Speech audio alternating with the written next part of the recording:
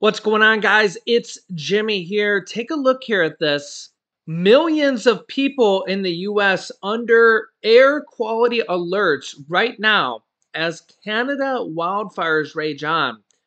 Not to mention Canada as well. Multiple states, around 75 million people across the Midwest, Northeast, and Southeast parts of the US under air quality alerts as wildfire smoke originating from Canada shrouds major US cities.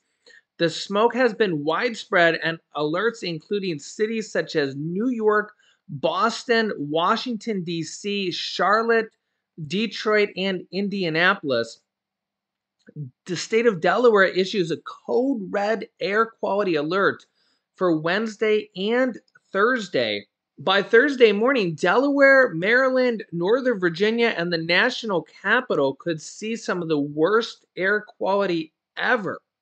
More than 9 million acres have been charred by wildfires in Canada so far this year, about 15 times the normal burned area for this point in this year.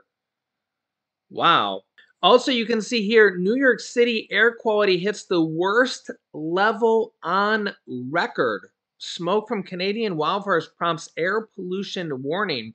Governor Kathy Hochul of New York called the worsening air quality an emergency crisis. 2 major theater productions and a New York Yankees game were canceled. Also, buckle up because we could see an indictment of former President Donald Trump here within the next few days. Yeah, prosecutors ready to ask for Trump indictment on obstruction and espionage act charges.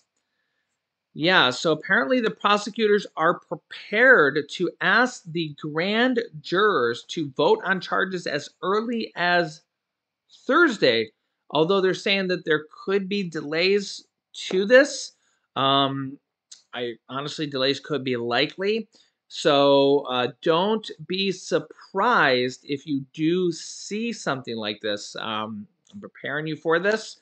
If this does happen, obviously it will be significant news, the first ever of a former president here in the United States. Yeah, they're saying they're going to ask this DC grand jury to potentially indict former President Donald Trump on charges for violating the Espionage Act and for obstruction of justice as soon as Thursday.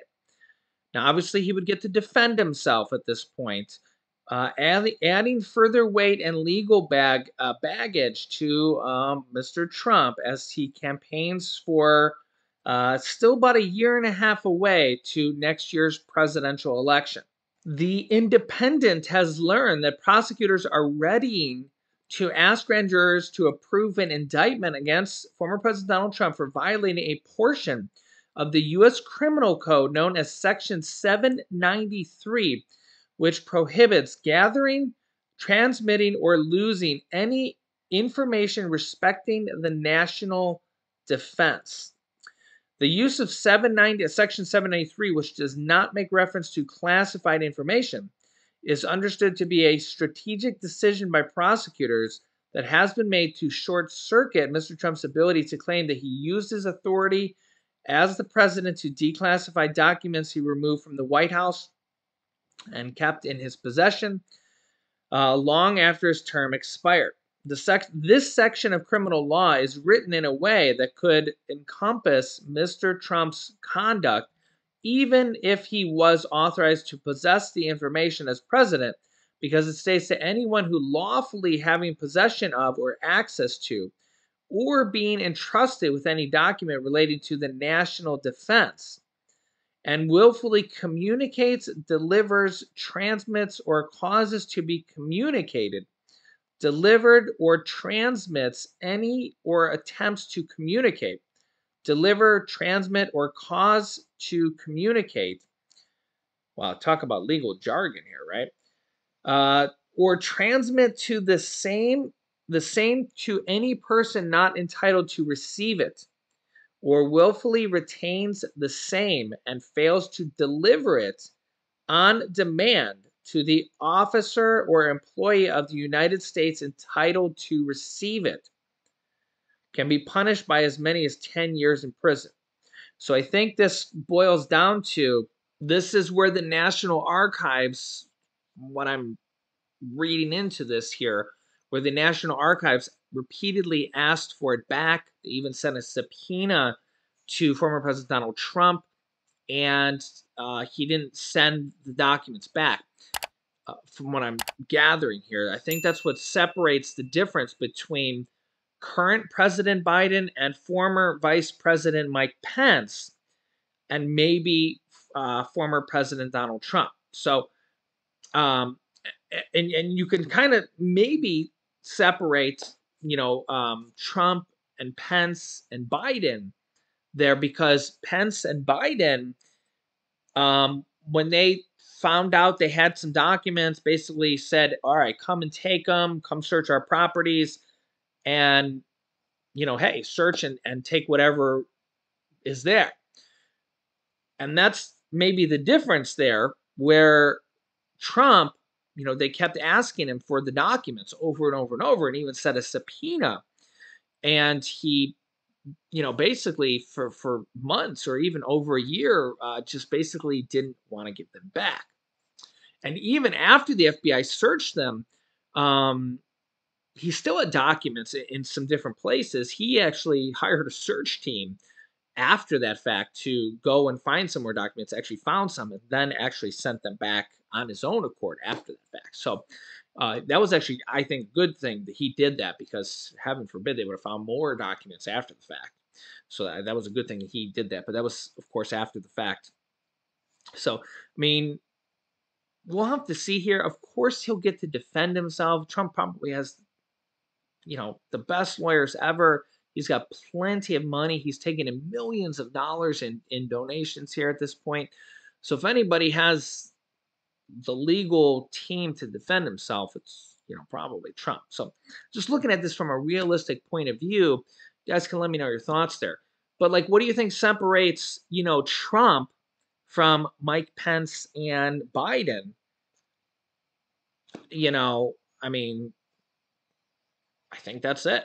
You can let me know your thoughts here in the comments. But yeah, let me know your thoughts. We also have kind of an argument going on right now again within the Republican Party. This has kind of been brewing up a little bit after the debt ceiling passage. There was a decent amount of Republicans mad at Speaker Kevin McCarthy that they didn't get enough cuts in there. And, well, take a listen to what happened here on the House floor showdown in relation to a couple different bills, some gas stove bills that Republicans wanted to block, but instead they ended up joining Democrats in these votes here, basically to piss off Kevin McCarthy.